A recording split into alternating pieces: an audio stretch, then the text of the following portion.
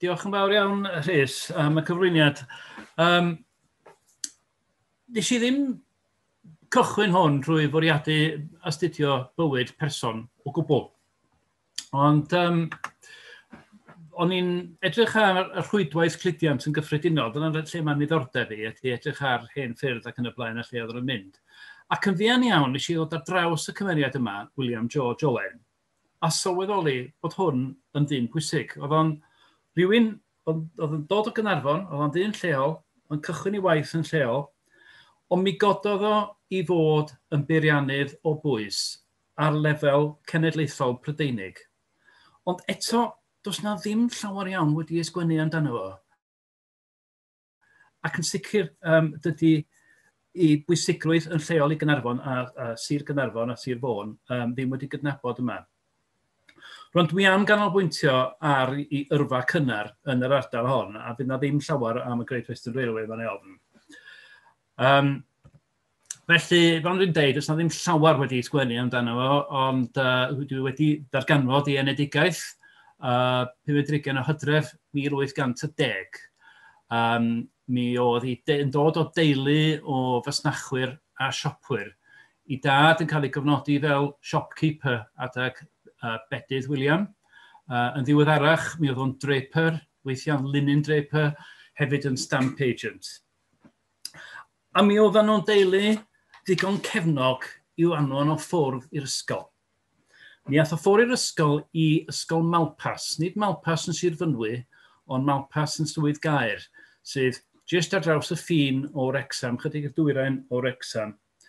Yr ysgol oedd yr adeilad ydych chi'n gweld ar y chwith fan hyn, Prospect House ydy enw'r adeilad, wrth bod ar y copa'r adeilad fan hyn, mi oedd yna rhyw fath o blatfform lle ydych chi'n gallu mynd i fyny i weld y wlad o gwmpas. Mae adeilad dal yn sefyll heddiw, ond heb y blatfform yna ar y top. Ac ar y dde, ydych chi'n gweld chydig bach o gwricwlwm yr ysgol. Mae o'n sôn am mae ysgol ramadeg ydy hi ar gyfer young gentlemen, ond dwi'n meddwl mae ysgol oedd hon i bobl oedd yn mynd ymlaen i brifysgol, neu os bobl oedd yn mynd ymlaen i'r weinidogaeth. Dwi'n meddwl mae ysgol i hon oedd i feibion masnachwyr, pobl oedd efallai yn mynd ymlaen i fasnach eu hunain. Achos mae yna lot o bwyslais yma ar sgiliau ymarferol, mordwyaidd, mesur, mathemateg ac yn y blaen, yn hytrach na pynciau academaidd. Felly mae'n debyg bod o'n eitha nodweddiadol bod William, fel mab i fasnachwr, yn mynd i'r ysgol hon ac fysa pobl tebyg yn mynd i'r ysgol felly. Oedd yn eitha pell i fynd i'r ysgol. Mae'n debyg fod yr ysgol hon yn denu hogia o eitha pell, nid yn unig o Lerpwl a Caer a Sir Gaer, ond hefyd o Gymru. Oedd yr ysgol yn hysbysebu bod ar ddechrau bob tymor oedd yn anfon coech i Lerpwl a coech i Gaer i bigo fyny y disgyblion ac yn ei fath ar ddiwedd y tymor. A mae'n eitha tebyg bod William wedi cael llong o Gaernarfon i Lerpwl, mae'n debyg, i bigo fyny'r coech i'r ysgol. Rwan pennaeth yr ysgol oedd John Vaughan. Oedd o wedi bod yn athro yn yr ysgol a wedyn mi gymrodd yr ysgol drosodd ac aildrefnu'r ysgol. Fo yn wir oedd yn gyfrifol yn brynu'r adeilad hwn. Oedd i gefndir o oedd syrfeo. Oedd wedi bod yn syrfeor cyn iddo fel yn athro ysgol. A mi gyhoeddodd o lyfr, The Gentleman and Farmer's Pocket Assistant. Mae tudalen flaen ar y dde fan hyn o'r llyfr. Ac dwi'n meddwl bod yna rhywbeth am hyn bod John Vaughan yn trio cynhadu ei broffesiwn. Oedd o'n ddyddiau cynnar tir fesur y proffesiwn yma o syrfeo. Oedd o'n dal yn rhywbeth eitha cynnar. A dydy o ddim yn cadw fo'n gyfrinach iddo fo'i hun. Mae o'n awyddus bod unrhyw ffarmwr yn gallu mesur ei dir ei hun ac yn cyhoeddi'r llyfr mae'n wneud hynny. Ac mae'n debyg bod y John Vaughan yma wedi bod yn eitha ysbrydoledig, achos dyna be nath William oedd yn y cam cyntaf o'r gadael ysgol, oedd dilyn John Vaughan i fod yn syrfewr. So, yn 19 oed, mi gychwynnodd o drwy gael prentisiaeth i George Hennet. George Hennet, hefyd efo cefndir fel athro ysgol cyn mynd i syrfeo. Mi oedd ganddo fo swyddfa yn Llundain, ond mae'n debyg mae yn Swydd Gaerhirfryn oedd George Hennet yn gweithio ac William yn helpu o am gyfnod. Achos dros 2 flynedd, mi oedden nhw yn llunio y map yma o Swydd Gaerhirfryn, ydych chi'n gweld ar y dde. Map wedi blygu oedd hon, ydych chi'n gallu gweld y plygiadau yn y llun fan hyn, ond oedd agor allan oedd y map ychydig dros 5 troedfedd o hir, hyd 4 troedfedd o led, ac ar raddfa 3/4 modfedd i'r filltir. So, oedd o'n fap manwl iawn o'r sir. Wel, ar ôl i brentisiaeth, benderfynodd William fynd yn syrfewr ar ei liwt ei hun. Ac ar y chwith, da chi'n gweld un o'i hysbysebion yn y papurau newydd lleol. Mae ganddo fo swyddfa yn y Stryd Fawr Ganarfon. So, eitha tebyg, mae o'n gweithio allan o siop i dad fan hyn. Ac yn cynnig i wasanaeth i dirfeirianwyr, i bob math o bobl, ydyn nhw eisiau dod i gael syrfeo i tir a ddod ato fo i ddarparu hynny. Ac ar un pryd, fel syrfewr, oedd o'n bwriadu cyhoeddi map tebyg o Sir Gaernarfon i'r hyn oedd wedi cynhyrchu hefo George Hennet o Swydd Gaerhirfryn. Ac ar y dde, mae enghraifft o'r hysbyseb yma lle mae o'n ceisio denu tanysgrifwyr i wneud a correct and elegant map of the county of Caernarfon. Mae o'n anelu hwn at the nobility, gentry, clergy, merchants and other inhabitants of Caernarfonshire. Hynny ydy, y dosbarth canol ac uwch, pobl sydd eisiau map del ar ei wal nhw, ac oedd eisiau tanysgrifwyr i gyllido hyn. Wel, methiant fi hynny, doedd na erioed map gan William George William George Owen, yn ddrwg ni, o Sir Gaernarfon. Mae'n debyg roedd i methu cael digon o danysgrifwyr. A mae'n debyg bod o ddim wedi llwyddo fel syrfewr ar ei liwt ei hun yn y Stryd Fawr. Achos mi all ymlaen i waith arall. A dyma ni ar y chwith, yr hysbyseb yn gosod gytundeb. Hysbyseb yma ar y cyd rhwng yr ynadon y sir oedd yn gyfrifol am y bont saint dros afon Saint yn Gaernarfon, a'r ymddiriedolaeth turnpike oedd yn gyfrifol am y lôn yn arwain i fyny ati. A ar un amser, maen nhw'n hysbysebu ar y cyd am y gwaith i adeiladu pont saint newydd sbon. Mi oedd y bont yn sefyll o'r blaen, ond mae hwn yn bont newydd.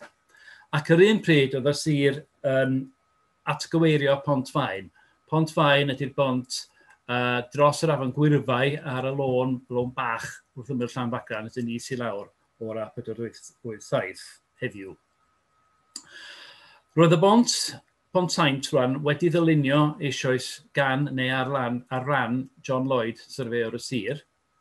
A'r hysbyseb oedd ar gyfer contractor, a rhywun i adeiladu y bont oedd wedi ddylunio eisoes. Ac roedd William George Owen yn llwyddiannus yn ennill y gytundeb yma.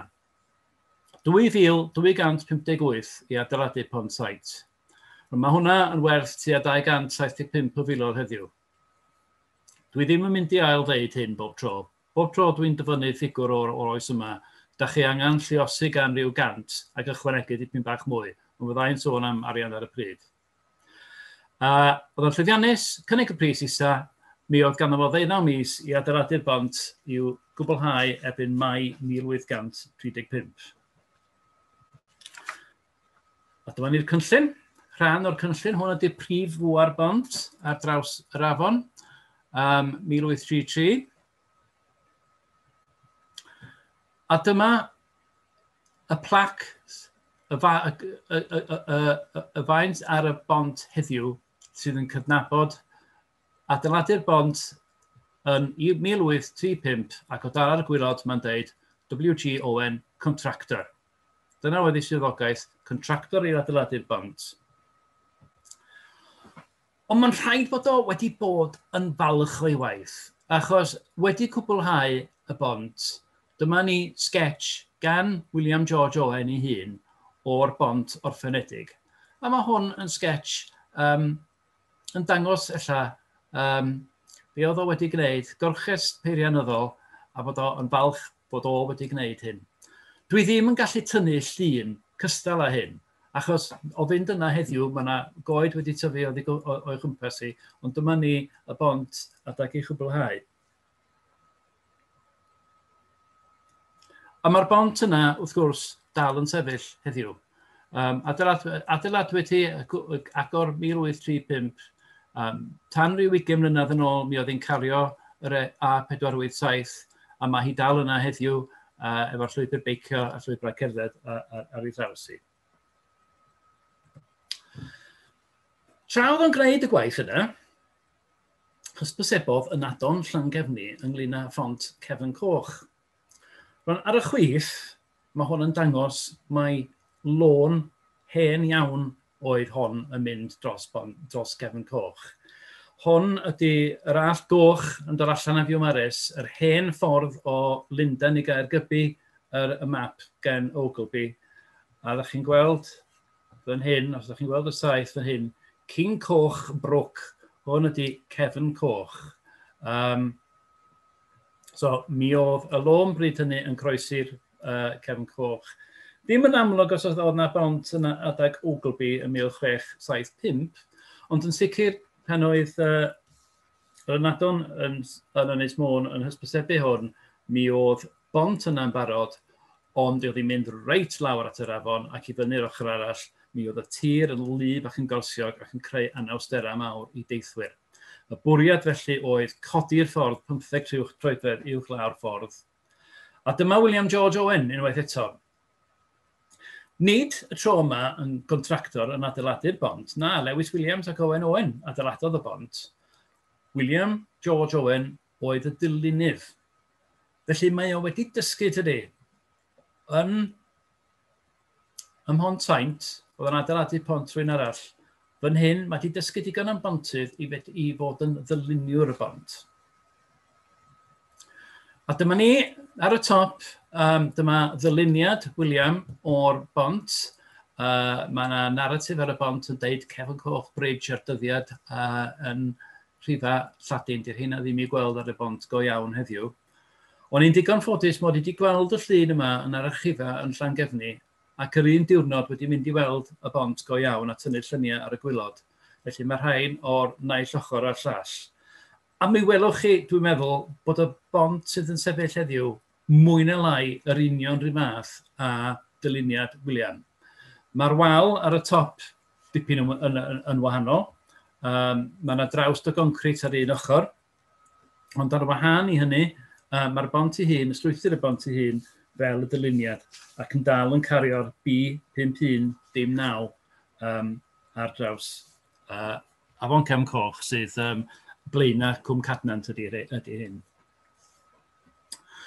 Wel, y job nesaf oedd y lôn o Bangor i Gaernarfon. Cyn oes William, mi oedd, os ydych chi'n teithio o Bangor i Gaernarfon, doeddech chi ddim yn mynd ar hyd beth da ni yn galw'n ffordd Caernarfon rwan. Roedd y ffordd yn mynd ar hyd beth da ni'n galw yn ffordd Penrhos. Felly, dod allan o Bangor, os ydych chi'n gweld y saith yn hyn, dyma ni all Penchwyntan i fyny'r all yna ar hyd ffordd, beth da ni'n galw'n ffordd Penrhos, ac i fewn, tu fewn i beth sydd heddiw ym Bar Cyfeinol. Mae hwn ar fap John Evans o 1795, ac ar y dde, yr un pictiwr, ond yn ddiweddarach y map dwi'n gweld yr enw. Map John Wood o flwyddyn 1834, felly jyst cyn i William wneud y gwaith. A'r ffordd yn cychwyn o be da ni'n galw dyna hyn, gwylod ffordd Penchwyntan, fan hyn mae'r pont reilffordd erbyn hyn. Ond yn y cyfnod yna, tyddyn yr ordor oedd yn sefyll fan hyn. Mi oedd yna dyddyn bach mwy neu lai lle mae'r pont reilffordd mae'n debyg, neu Eglwys Einhard Llwyddes, Ysgol Einhard Llwyddes. Ond tyddyn yr ordor oedd yn sefyll yn fyna, a mae hwn yn cael ei enwi yn y gytundeb. Os ydych chi'n mynd ar hyd o'r ffordd yma, ffordd Penrhos, os ydych chi'n mynd ar hyd ffordd Penrhos heddiw, ydych chi'n cyrraedd Nant y Mount, a mae'r ffordd yn troi i'r dde ac yn muno hefo allt y feunol. Mae yna lôn gul yn mynd yn syth ymlaen fyna, a mae'r lôn gul yna yn troi i lawr i'r chwith yn sydyn. Ac os ydych chi'n edrych yn syth ymlaen fyna, dyma beth ydych chi'n weld. A yn mynd ar draws y cae, hwn ydy hen gwrs y ffordd tynpaig cyn i William Owen i gwella hi. A mae'r darlun yma yn dangos mymryn bach mwy ohoni, ond beth ydy hwn ydy llun ar ei arlaida. Jyst i egluro hynny'n sydyn, hwn ydy pan mae awyrennau'n hedfan uwch ben ac yn mesur uchder y tir yn fanwl iawn hefo lasers ac yn gallu creu y delweddau hyn o topography y tir o uwch ben. Na i geisio egluro, dwi wedi sgwennu chydig o labeli ar hwn i geisio egluro lle di lle. Ar wilod y map, mae'r cylchdro fan hyn, hwn ydy'r cylchdro wrth ymyl tŷ golchi. Hwn ydy allt y feunol, yr A487 presennol, a hwn ydy beth ni'n galw yn ffordd Gaernarfon yn dod ffordd hyn. Y nodwedd yma ydy'r hen dwnnel rheilffordd, yr goriad i fewn i twnnel y feunol. Rwan, fyny ar dop y dde y llun, lle dwi wedi labelu Penrhos, dyma ydy'r lôn gul yna. Dyma ydy'r lôn gul sydd yn troi i lawr i'r chwith. Fan hyn, mae'r ffordd tynpaig yn cario ymlaen. Hwn ydy'r llun ar hyd y cae ddangos i sy'n y sleid wrtha. Ac mae hi'n cario ymlaen ffordd hyn, yn croesi llwybr presennol ar A487, mynd i fewn i beth sydd rwan yn barc y feunol, ac yn cario ymlaen i lawr drwy parc y feunol. Mae hwnna'n eitha amlwg yr holl ffordd i lawr. Ond dwi ddim yn dangos ar y llun, ond mae'n parhau tu fewn i barc y feunol, heibio tyddyn yr enw Wer yn Gogas, ac yn dod allan yn yr adwy wrth ymyl lle mae clwb pêl-droed Felinheli erbyn hyn, ac yn muno ar ffordd bresennol yn Aberpwll. Honno oedd yr hen lôn, ond y 1835 mae yna fwriad gen y Turnpike Trust gan yr ymwybydolwyr i adeiladu ffordd newydd sbon i gael gwarad o'r goledd a fynd fyny ac i lawr i Penrhos rhwng Bangor a Caernarfon. Ac fel ydych chi'n gweld o'r hysbyseb, dyna'n sicr ydy'r bwriad avoid the steep ascents, ac mae'n deud am y ffordd newydd, almost a dead level. So'r bwriad ydy adeiladu ffordd ar lawr y dyffryn lle buodd na ddim ffordd o'r blaen. Ac unwaith eto, William George Owen sydd yn ennill y gytundeb i wneud hwn. Mae'r gytundeb mewn 2 ran. O dyddyn yr ordor i Bryn Llwyd, mae hwnna mwy na lai lle mae ffordd Coed Mawr yn dod lawr rwan a mae yna lwybr bychan yn mynd i fyny'r ochr arall at fferm Bryn Llwyd o hyd. So, tyddyn yr ordor i Bryn Llwyd, mae o'n gwella y ffordd bresennol. Y ffordd da ni rwan yn cael yn ffordd Gaernarfon oedd yno eisoes. A mae gwella yn golygu lledu'r lôn a lefelu'r lôn. Mi fysa'r lôn ddim cweit mae lefel yma hi heddiw. O flaen, lle mae siop Home Bargains heddiw, mi fydwch chi weld sut mae'r lôn wedi godi rhyw fymryn bach i osgoi pant oedd yn y ffordd cyn hynny. A wedyn, o Bryn Llwyd ymlaen i Aberpwll, mi oedd o'n adeiladu ffordd gwbl newydd. Mae'n debyg y bysa yna ffordd o Bryn Llwyd ymlaen o leia i lle mae Tesco heddiw.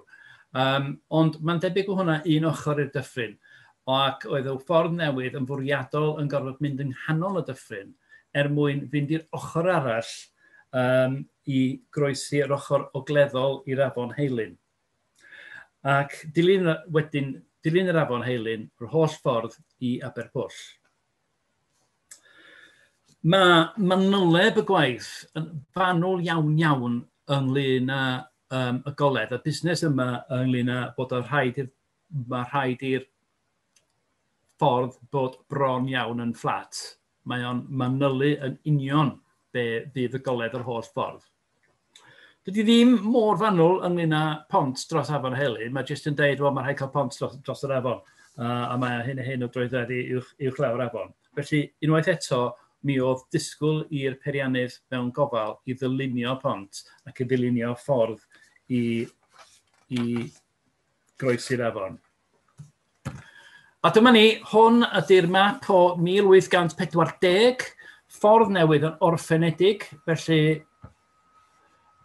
dyma ni y ffordd newydd adeiladwyd gen William George Owen yn 1835, a dyma ni'r hen ffordd, sef ffordd Penrhos.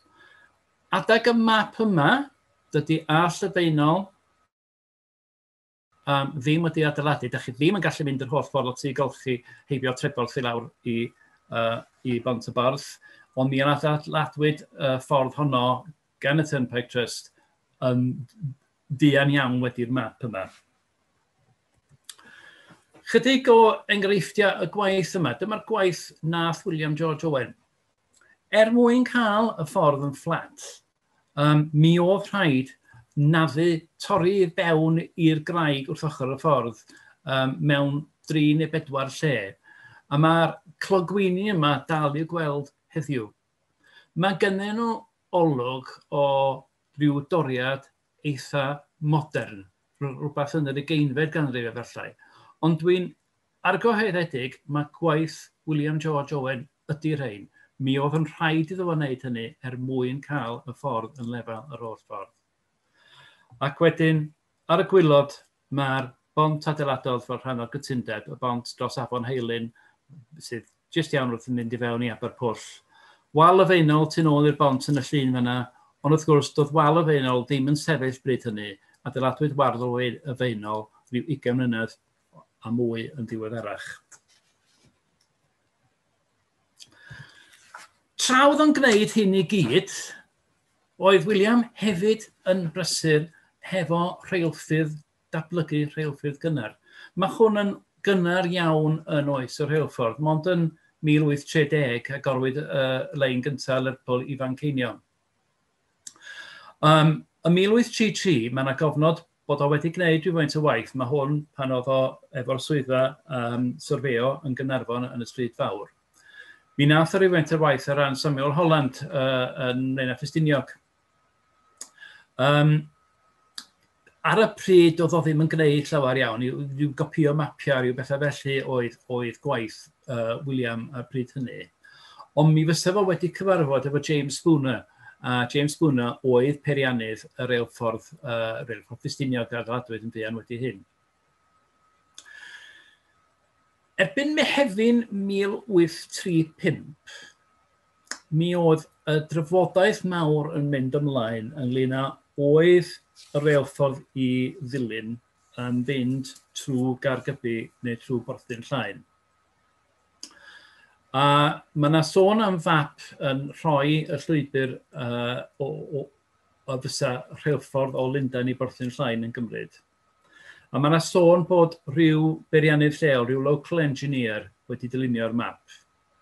Mae'r erthigol fan hyn dwi'n dyfynnu fan hyn sydd yn dod o drafodion Cymdeithas Sir Gaernarfon sydd yn dweud, wel, efallai mae James Spooner, Peiriannydd Rheilffordd Ffestiniog, nath y map, neu efallai William George Owen.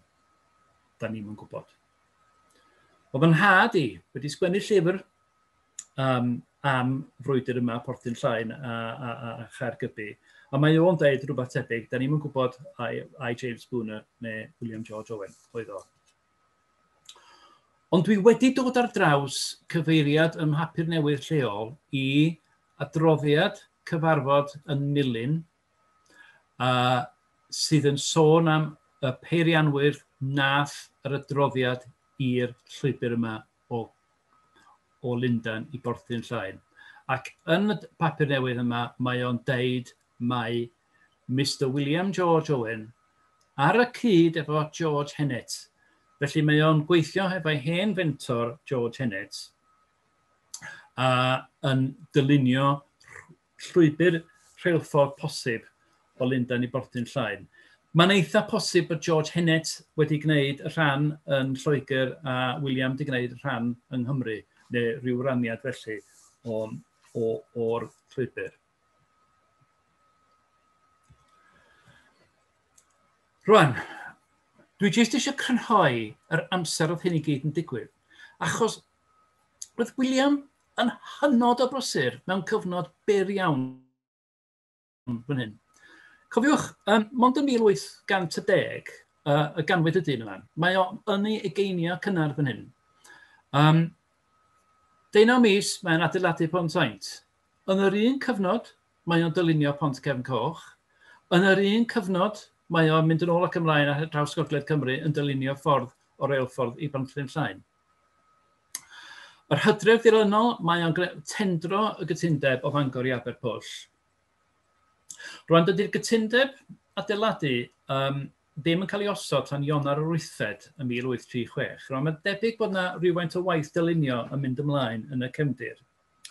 A mi oedd hynny'n eitha pwysig, achos bryn wythnos wedi hynny, mi gafodd o lythyr gen Isambard Kingdom Brunel yn cynnig y swydd iddo ar y Great Western Railway. A mae yna stori ynglyn â hynny. Dyma ni sgwennodd Isambard Kingdom Brunel. Mae wedi clywed amdano fo, mae wedi clywed am ei waith o gen George Hennet. Mae'r mentor yma George Hennet dal yn y cefndir. Mae o'n amlinellu gytundeb sut fysa fo'n dod i weithio iddo fel sub-assistant engineer, felly mae'n cychwyn ar y gwylod. Ac mae o'n dweud, if these conditions appear to you encouraging, you will come to town immediately. So, William Drian yn Gaernarfon yn adeiladu'r ffordd yma o Fangor i Gaernarfon, a mae Brunel yn dweud, come on, Llundain rwan, a gofyn iddo fod yn syth i Llundain. Rwan, mae'r stori nesaf yn dod o biwgraffiad i ddwy wires. Biwgraffiad y ddwy wires ynglyn â'i tad, Sir Herbert Isambard Owen, a neu sôn amdano fo yn ddiweddarach. A mae yna'n bymryn bach o gymdir ynglyn â'r taid. Rwan, dydy'r llyfr yma ddim yn hollol ddibynadwy. Mae yna rhai ffeithiau yn y llyfr yma mae gellid y gwrthbrofi. Ond mae gen ni stori fan hyn sydd mae'n bron yn sicr yn cyfeirio at be ddigwyddodd yn Ionawr 1836.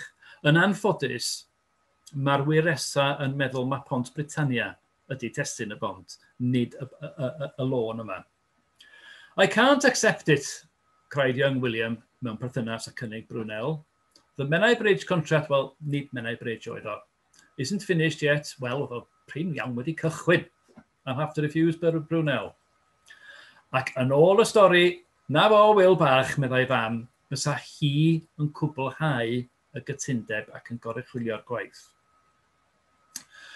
Wel, mae rhaid bod yna rhywfaint o wirionedd yn hyn, achos erbyn Medi 1836 yn Medi ddilynol, mae William George Owen yn ysgrifennu i Arglwydd Newborough. Arglwydd Newborough yn ei rôl fel un o ymddiriedolwyr y ffordd, y Turnpike Trust. Mae o'n sgwennu o Maidenhead, lle mae o'n gweithio i'r Great Western Railway ynglyn â chosta'r ffordd y Mangor. Yn fras, mae o'n deud, mi gostio fo mwy mi ar adeilad lôn ac o'n i'n meddwl oedd y cerrig ddim digon da, gai ddim yn ei gylledu, dwi ddim yn gwybod beth ddigwyddodd i fyna. Felly mae yna rhyw wirionedd yn y stori. Mi oedd o gwaith ar ei hanner, mi ath o i lawr i weithio i Brunel, ond rhywsut neu gilydd, mi ddario lwyddo i gwblhau y gytundeb rhwng Bangor a Gaernarfon, efallai hefo'i help i fam. Felly, 20 blynedd, mae wedi bod yn ddyn prysur iawn. Mae wedi bod yn cwblhau'r pontydd yma. Mae'n cael y cynnig y job gen Brunel. Mond 5 oed ydi o hyd. Mae wedi gwneud y gwaith yma cyn iddo fod yn 5 oed. Ac i ffwrdd o i weithio i Brunel. Ac fel dwi'n nodi ar wylod y sleid, mae di o ddim jyst yn brysur fel gwaith peirianyddol. Mae o rhywsut neu gilydd di ffeindio'r amser i ganlyn merch lleol achos oedd o'n priodi flwyddyn dilynol yn Hurst wrth ymyl Reading yn Berkshire. Rwan, dwi ddim yn mynd i ddeud llawer iawn ynglyn â'i yrfa hefo'r Great Western Railway. Dwi'n mynd i rwythro trwy hyn. Ond dwi'n mynd i wneud hyn drwy gyfeirio at y llythyr penodiad gafodd ag yn Brunel. Un o'r peth eraill mae Brunel yn deud, engineers must reside upon such part of the land as the line as required. Hynny ydy, lle bynnag mae'r gwaith mae o'n gwneud, mae'n rhaid fod fyw yna, a mae'n rhaid fod ar alwad 24/7 i fod yn goruchwilio'r gwaith. Ac mae'n bosib dilyn i yrfa fo, a sut oedd i yrfa yn datblygu trwy lle oedd o'n byw, lle bedyddwyd y plant, ac cymharu hwnna hefo y gwaith oedd yn mynd ymlaen ar y pryd. Felly 1836 pan gychwynnodd o, oedd o'n sgwennu o'r swyddfa yn Maidenhead, oedd o'n byw yn Hurst sydd ddim yn bell i ffwrdd, ac y gwaith oedd yn mynd ymlaen bryd hynny oedd adeiladu pont Maidenhead, sydd un o'r chestion mawr Brunel ar y rheilffordd. A 1841 oedd yn byw yn Chippenham ac yn ddiweddarach yng Nghaerbaddon. Y ddau le yn naill ochr i dwnel bocs, un arall o nodweddion mawr y rheilffordd. Hwn ydy'r twnnel maen nhw'n deud bod ar ben blwydd Brunel mae'r haul yn disgleirio un pen i'r llall. A mae yna dystiolaeth bod William wedi bod yn gyfrifol am gynnal y twnnel yn sicr yn ystod y cyfnod yma. Mi symudodd o wedi hynny i Reilffordd De Cymru, oedd yn gwmni ar wahân am gyfnod, a fo oedd Brif Beiriannydd Reilffordd De Cymru ac yn byw rhan fwy ar amser yng Nghas Gwent a rhai o'i blant yn cael ei eni yn fyna. Pan ddath Reilffordd De Cymru i fewn i'r Great Western unwaith eto, mi oedd o'n gyfrifol am rhan o'r Great Western Railway ac ar y deg dyma fo'n cael ei ddyrchafu ac yn y pen draw yn cymryd drosodd i fod yn Brif Beiriannydd y rheilffordd. Ac erbyn hynny, oedd o'n byw wrth ymyl Paddington, oedd o'n byw yn Mayfair yn Llundain, tŷ crand iawn gyda fo, ac mae wedi symud yr holl ffordd o Gaernarfon o gwmpas ardal y Great Western ac yn gorffan i ddyddiau yn Llundain. Ffordd arall o edrych ar hyn, unwaith eto yn y llythyr penodiad, yn deud fysai gyflog yn cychwyn am 150 y flwyddyn. Os oedd o'n dda iawn yn ei waith, fysai'n cynyddu i 250 ac efallai mewn rhai achosion eithriadol yn 300. Wel, does gennym ni ddim cofnodion i gyflog am yr holl amser, ond yn amlwg erbyn 1854 oedd y gyflog yn 675 ac wrth iddo fynd i fyny ac i fyny yn y Great Western Railway, oedd yn gorffan efo cyflog o 2000 o bunnau. So, sylweddol uwch na yr addewid ar y cychwyn. Dipyn bach ynglyn â'r dyn. Dwi dal wedi ffeindio na chydig iawn sydd wedi ysgwennu amdano fo. Dwi ddim wedi ffeindio llawer amdano fo, ond dwi'n trio gwneud rhyw sketch bras o sut ddyn oedd o a i gefndir o. Mi oedd o'n Gymro Cymraeg, a di hwnna ddim llawer o syndod i rywun yn dod o Gaernarfon y dyddiau hynny, ond mae yna rhyw dystiolaeth nad oedd o ddim wedi colli Gymraeg, oedd o dal yn defnyddio'r Cymraeg. Mae yna lythyrau rhwng ei feibion o sydd yn sôn am rhai o'r geiriau Cymraeg fyddai tad wedi defnyddio, felly oedd nhw'n amlwg yn cael mymryd bach o Gymraeg yn y cartra bod nhw'n byw yn Lloegr am cyfnod mawr o'i bywyd. Mi oedd o'n cadw cysylltiad a'i deulu yn Gaernarfon. O'n i yn edrych ar y cyfrifiad, o'n i'n trio dilyn lle oedd y teulu yn byw, ac mewn un cyfrifiad, mae'r mab ar goll, dydy'r mab ddim yn aros efo'r tad a'r mam, a wedyn ges i ddod i'r draws y mab yn aros yn Gaernarfon efo taid a nain. Felly yn amlwg oedd y plant yn cael mynd yn ôl ac ymlaen yn cael bach o wyliau neu beth bynnag. Ac yn drist hefyd, yn Gaernarfon bydd arw i ferch, i unig ferch yn 8 oed, mi bydd arw Elen Phoebe i ferch o'r Dwyn Goch yn Gaernarfon, a mae hi wedi chladdu ym mynwent Llanbeblig. Mae'r llyfr gan y wiresa yn deud bod Elis-enw o'r i fewn y teulu oedd the gyf, ydy fo oedd pennaeth y teulu. Ond datgelu dipyn bach mwy, Elis-enw i'r dynion oedd yn gweithio ar y rheilffordd oedd the little stammerer. A mae hynny efallai yn awgrym o'r math o ddyn oedd o, dyn bychan, a rhyw fymryn o atal deud gyda fo. Ac mae'n rhaid bod o wedi goresgyn yr anfanteision hyn i fedru llwyddo yn ei yrfa fel gnaeth o. Ac dwi'n sicr dwi'n meddwl bod o yn amlwg wedi bod yn ddyn gweithgar, fe mae'r holl waith yna'n mynd ymlaen mewn rhwng 1833 a 1835 yn awgrymu. Oedd o'n ddyn gweithgar, oedd o'n cyflawni ac oedd o'n llwyddo oherwydd hynny. Mi oedd ei deulu yn bwysig iddo, mae'r teulu wastad yn agos iddo fo. Mae teulu i wraig ma'n ymddangos yn symud o gwmpas y wlad efo fo. Wrth bod nhw'n symud efo'r gwaith ar y reilffordd, mae'r teulu wraig hefyd yn symud i fod yn agos. Falle'n helpu gofal plant neu beth bynnag. Ond mae'r teulu yn bwysig iddo fo. Ac mi oedd ei frawd bach wedi priodi i hanner chwaer. Rhywbeth arall eisiau ar draws wrth ymchwilio'r cefndir. Mi oedd 'na 4 mab i gyd. Y fenga Herbert Isambard Owen, yr enw canol na oherwydd mae Isambard Kingdom Brunel oedd ei dad bedydd a wedi rhoi'r enw canol ar ôl Isambard Kingdom Brunel.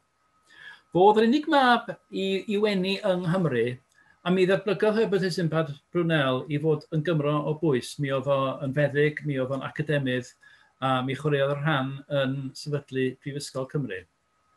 Felly mae'r cysylltiad yma â Chymru wedi parhau drwy fywyd William. Ac yn ola, os ydych chi yn pasio heibio crwydro'r llefydd yma o bryd i'w gilydd, dwi am i chi gofio William George Owen, achos ar wahân i'r garreg yna ar Bont Saint, dydy o ddim wedi gydnabod yn lleol. Y llun ar y top yn chwith ydy'r gorau o'n i'n gallu tynnu diwrnod o'r blaen o Bont Saint.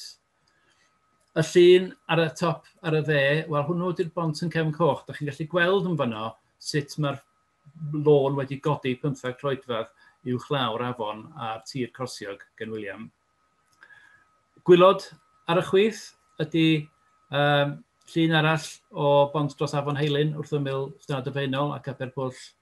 Ac ar y dde, darn bach o ffordd Gaernarfon lle mae'r ffordd bresennol yn osgoi hi. Ond ar wahân i'r darn bach yna, mae'r ffordd bresennol mwy neu lai yn dilyn cwrs William George Owen. Dwi eisiau diolch cyn i mi orffan i'r cyfryw archifa sydd wedi bod o gymorth i mi. Nes i llawer iawn o'r ymchwil yma drwy'r cyfnod cloi, lle da ni ddim yn gallu ymchwilio llawer iawn heb lawr y we a mynd allan yn dro ac yn y blaen. Ond y munud oedd pobl yn cael ail-agor, mi fues i yna yn cwblhau'r ymchwil, so dwi eisiau diolch iddyn nhw am ail-agor. Hefyd David Haynes o Malpas sydd wedi bod o gymorth efo'r manylion o fanna. A Mike Jones, awdur llyfr mewn perthynas ar ddwy wires, sydd wedi pwyntio fi at ambell i ffynhonnell gwerthfawr iawn ynglŷn â'i fywyd o. Iawn, diolch yn fawr.